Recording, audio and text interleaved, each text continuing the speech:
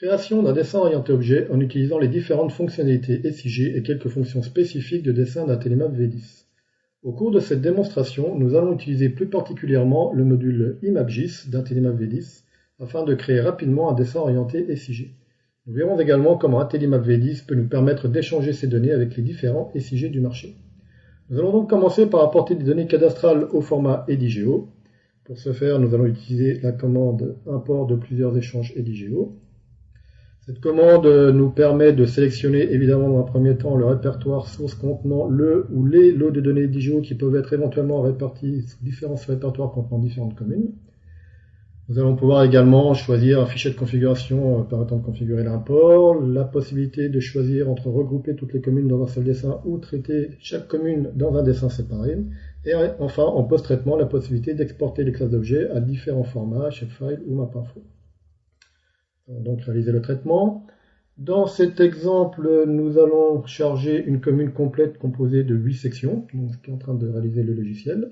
À l'issue, évidemment, ces 8 sections vont être regroupées dans un fichier au format DWG, ce que nous voyons maintenant apparaître ici, nous retrouvons donc ici l'ensemble des lots de données EDIGEO qui étaient importés dans un format DWG, mais également en format SIG.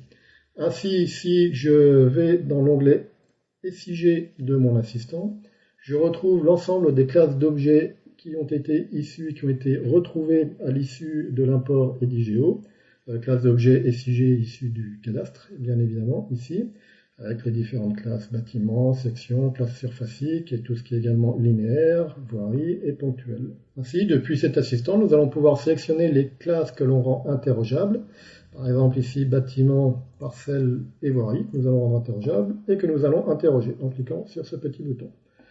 Il suffit ensuite d'aller dans le dessin et de cliquer à l'intérieur d'un des objets interrogés, et à ce moment-là, nous retrouvons les informations SIG correspondant, donc les données attributaires, données associées correspondant à ces objets. Donc là où j'ai cliqué, le logiciel a retrouvé une parcelle, la parcelle AB137, ainsi qu'un bâtiment qui est un bâtiment dur. Je peux comme ça aller interroger les différents objets. Je peux également cliquer sur une voirie, vu que je suis en train d'interroger également les voiries, où là je retrouve l'intitulé de ma voirie, rue Raymond Poincaré. Dans cette fenêtre qui affiche les informations attributaires, je peux également directement modifier les données associées à chaque objet.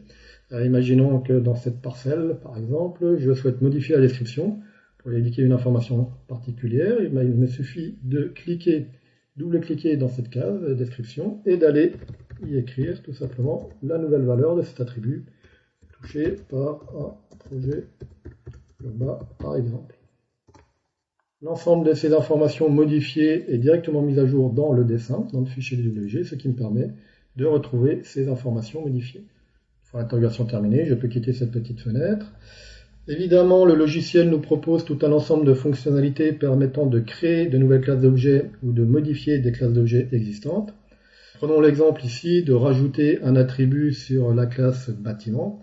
À ce moment-là, je choisis ma classe d'objet, bâtiment, et je vais rajouter un attribut tout simplement en cliquant sur une ligne ici. Cet attribut, je vais le renommer, surface, lui donner un type d'attribut, c'est un réel, éventuellement un format, le nombre de chiffres par la virgule, et une unité, nous allons indiquer mètre carré. Je clique sur modifier. Je viens ainsi, à l'instant, de modifier l'ensemble des bâtiments de mon dessin pour leur rajouter un attribut surface. Bien entendu, je vais indiquer au logiciel comment calculer cet attribut surface, si c'est un attribut calculé, bien entendu. À ce moment-là, je vais tout simplement utiliser les fonctionnalités de modification, d'édition des valeurs d'attributs sur plusieurs objets.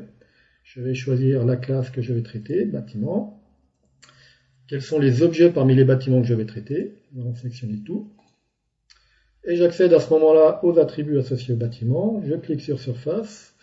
Je clique sur la petite option permettant d'effectuer un calcul automatique. Et le logiciel me propose à ce moment-là tout un ensemble de calculs possibles sur cet attribut par rapport aux objets de type bâtiment. Donc ici, calcul de géométrie, surface périmètre, calcul par formule. Ce type de calcul me permet d'effectuer des calculs entre les différents attributs. Et éventuellement de récupérer des textes déjà présents dans le dessin pour les associer en tant que valeur d'attribut de ces objets. Ici, bien évidemment, je vais choisir l'option géométrie surface, modifier. Voilà. Et là, le logiciel vient de mettre à jour l'ensemble de mes bâtiments. Si j'interroge de nouveau donc mes bâtiments, Je retrouve donc maintenant, effectivement, la surface, ici, 1071,03 mètres carrés. Nous pouvons également, grâce à ce logiciel, effectuer des requêtes sur les informations SIG. Je vais donc démarrer l'outil requête. De la même façon, je choisis sur quel type de classe d'objet j'effectue ma requête. Bâtiment, par exemple, ici. Dans notre exemple, nous allons rechercher tous les bâtiments de type léger. Nous avons remarqué tout à l'heure que les bâtiments étaient de deux types, dur ou léger. Et nous allons ici effectuer une requête sur les bâtiments légers. Nous allons donc construire notre requête en indiquant au logiciel type comme étoile léger. Ce qui veut tout simplement dire que nous allons rechercher tous les bâtiments dont l'attribut type contient le texte léger. Résultat, le logiciel me trouve donc l'ensemble de ces bâtiments. Je peux ponctuellement zoomer sur l'un sur l'autre ici. Terminer la requête. À ce moment-là, je m'aperçois que l'ensemble des bâtiments résultats de la recherche, de la requête donc, ont été mis en surbrillance, ce qui me permet après coup d'aller éventuellement modifier des propriétés de ces objets, par exemple la couleur de ces bâtiments, voilà, que je vais remettre en bleu clair. Voilà, ce qui m'a permis ainsi, avec une requête, de colorier les bâtiments légers en bleu, et donc de laisser les bâtiments durs en mauve. À la suite de cela, je peux tout de suite appliquer un coloriage, un petit aplat couleur. À ce moment-là, je vais utiliser la commande colorier, qui me permet d'aller choisir le type de coloriage effectué par rapport aux couleurs de polygone, sur quels objets, sur les objets du calque bâtiment, sur tous les objets du calque bâtiment, j'applique. Et là, je retrouve donc évidemment un coloriage, un petit aplat couleur, qui a été appliqué sur l'ensemble des bâtiments. Ici, on s'aperçoit que le coloriage a été placé au-dessus de tous les autres objets. À ce moment-là, si je veux repasser le coloriage derrière pour voir entre autres les différentes informations ou textes qui ont été définis ici, il me suffit d'utiliser la commande priorité d'affichage qui me permet d'aller indiquer au logiciel que les calques contenant les aplats couleurs, bâtiment aplat, je le place au dernier plan. Voilà, ce qui me permet entre autres de retrouver l'ensemble des informations devant le coloriage. Imaginons maintenant que l'on souhaite créer de toutes pièces une nouvelle classe d'objet. Par exemple, si nous souhaitons rajouter l'éclairage public dans le dessin. Imaginons ainsi que je souhaite rajouter quelques lampadaires ici. À ce moment-là, je vais tout simplement utiliser les commandes de dessin du logiciel IntelliMap en passant par l'assistant pour aller choisir un symbole, type lampadaire, éclairage simple ici. Évidemment, lorsque je vais créer ce lampadaire, il va se placer automatiquement dans un calque spécifique éclairage. Je vais donc rajouter un lampadaire, donc je vais rajouter ici visuellement. Je peux indiquer une information d'altitude sur chacun de ces lampadaires. Par exemple,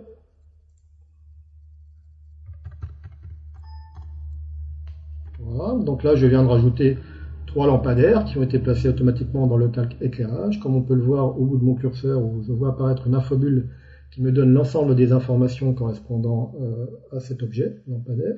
Si je ne souhaite pas voir apparaître les informations attributaires, le numéro et d'altitude, il me suffit à ce moment-là de rendre invisible le calque contenant ces points lampadaires, les points semis. Voilà. Je peux également, dans la foulée, rajouter un numéro spécifique ou un nom spécifique au lampadaire en tant que texte dans le dessin. À ce moment-là, je vais utiliser la commande numérotation du logiciel IntelliMap.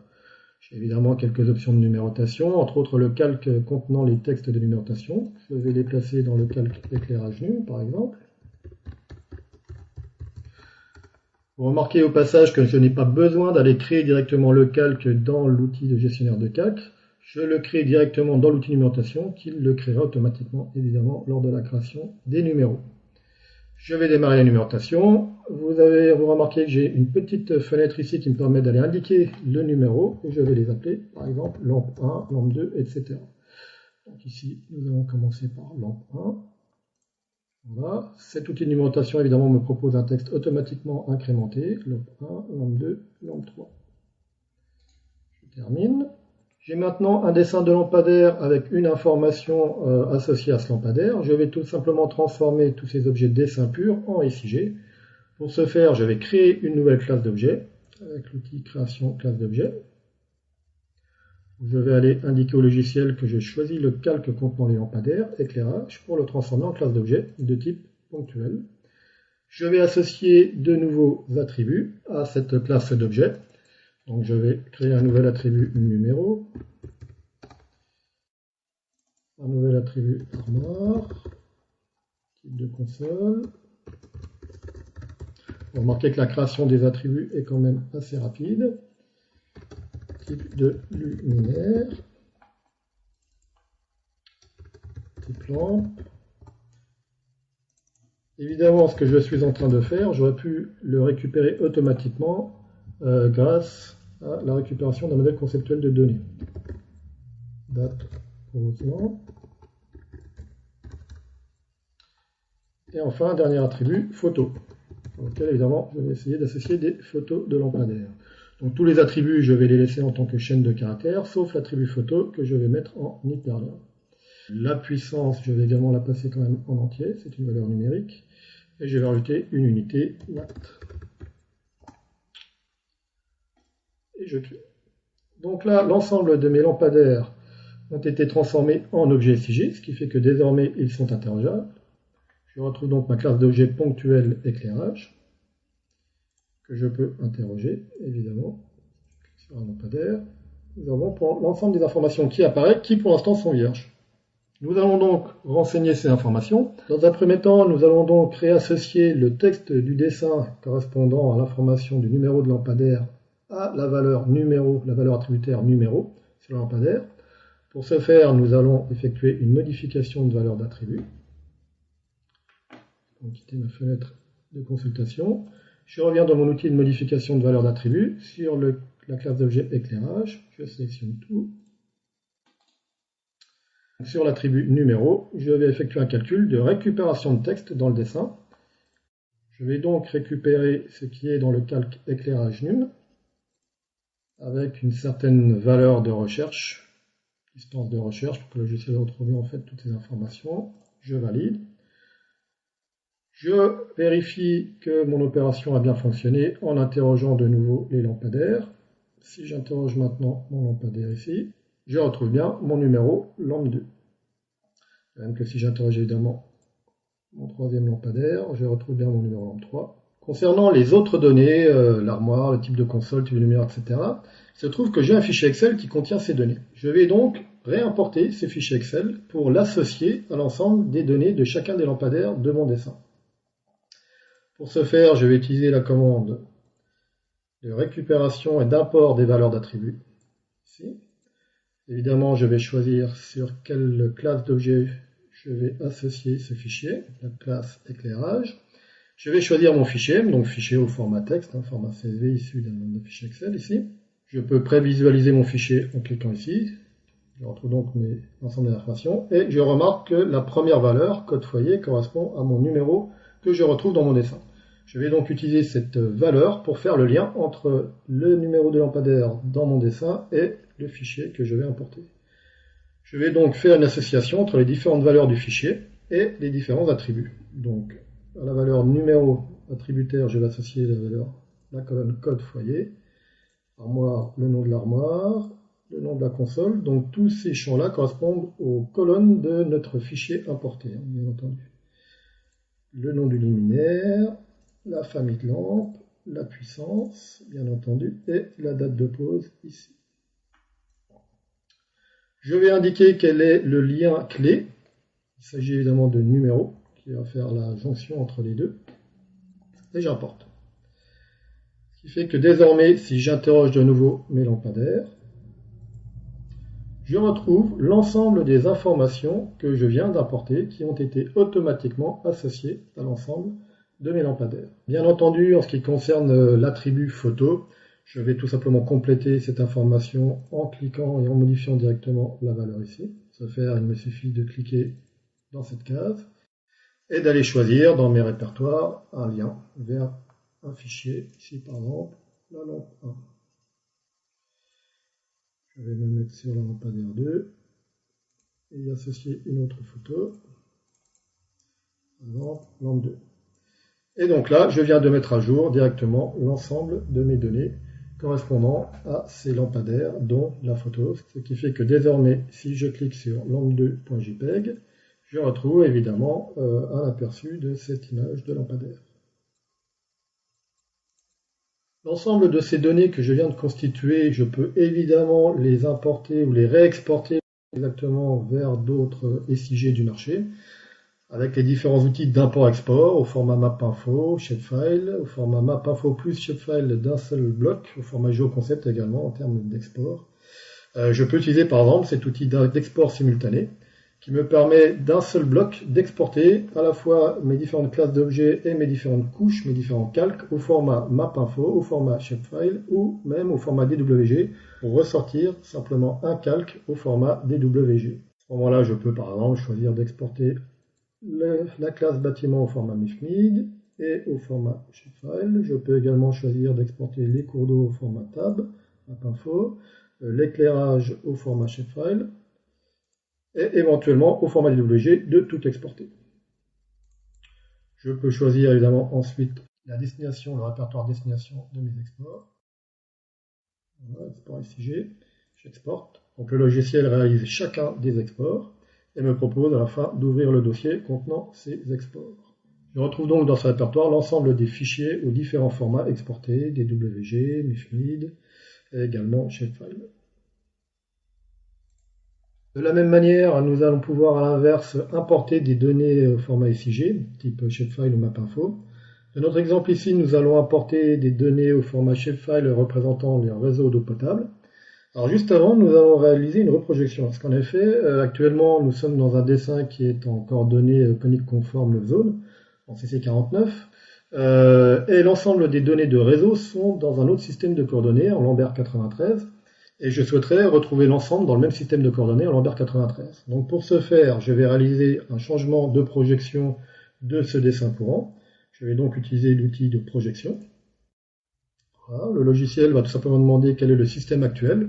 Donc je suis actuellement en CC49 et vers quel système je veux projeter ce dessin, donc en Lambert 93. Je peux choisir de transformer le dessin courant ou bien d'effectuer un traitement sur l'ensemble des dessins d'un répertoire. Bien entendu, moi j'ai réalisé ce traitement sur le dessin courant.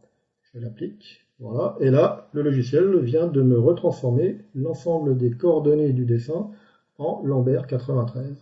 On peut le voir en bas à gauche. Maintenant, je suis en coordonnées Lambert 93. Je peux donc maintenant réaliser l'import de mes fichiers de réseau d'eau potable.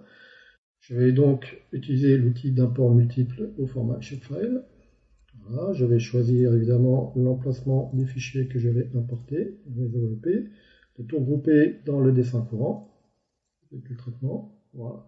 Et donc là, on remarque que le logiciel m'a rajouté un certain nombre d'informations de réseau. Alors, ce sont les traits que l'on voit ici. Alors pour être plus clair, évidemment, nous avons une nouvelle classe, ça ramène deux nouvelles classes d'objets qui ont été créées, distribution feeder. Donc évidemment, je retrouve les calques correspondants. Je vais donc les mettre en couleur bleue pour indiquer qu'il s'agit d'un réseau d'eau potable. Je vais faire la même chose sur la couche, sur le calque distribution. Voilà, je retrouve donc maintenant mes réseaux, qui sont évidemment des réseaux. À partir du moment où c'est un import SIG, je retrouve évidemment dans mon outil classe d'objet ici, dans mon assistant classe d'objet, l'ensemble des informations que je peux interroger. Donc si j'interroge ce réseau, je retrouve bien l'information associée à ce réseau, avec le matériau, le diamètre, la longueur et la commune auquel appartient ce réseau. Enfin, une dernière possibilité proposée par le logiciel dans ce module SIG, c'est la possibilité d'écrire dans le dessin du texte correspondant aux informations attributaires SIG. Par exemple, ici, nous venons de remarquer que j'avais les informations concernant le matériau sur ces réseaux, mais qui n'apparaît pas en tant que texte dans le dessin. Pour le faire réapparaître en tant que texte dans le dessin, il suffit d'utiliser l'outil d'écriture de valeur d'attribut SIG dans le dessin. Nous allons donc choisir évidemment quel attribut, donc la classe distribution et l'attribut matériau par exemple, quelle hauteur de texte, quelques informations complémentaires sur les textes et l'écriture des textes. Je démarre, je sélectionne évidemment tous les objets, j'effectue la notation et là je retrouve donc maintenant l'ensemble des informations correspondant au matériau de ce réseau AEP qui a été dessiné en tant que texte dans le dessin qu'on retrouve donc au format DWG ici. Bien entendu, pour ne pas surcharger, je peux rendre invisible les différentes informations de rue par-dessus pour bien voir apparaître ces informations.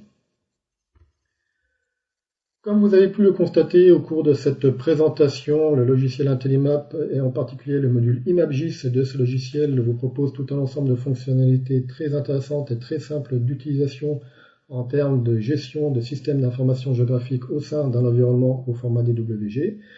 Le logiciel Intellimap vous propose tout un ensemble de fonctionnalités complémentaires vous permettant de gérer de manière évoluée votre dessin de manière plus complète. Ces fonctionnalités vous seront présentées lors d'une prochaine démonstration.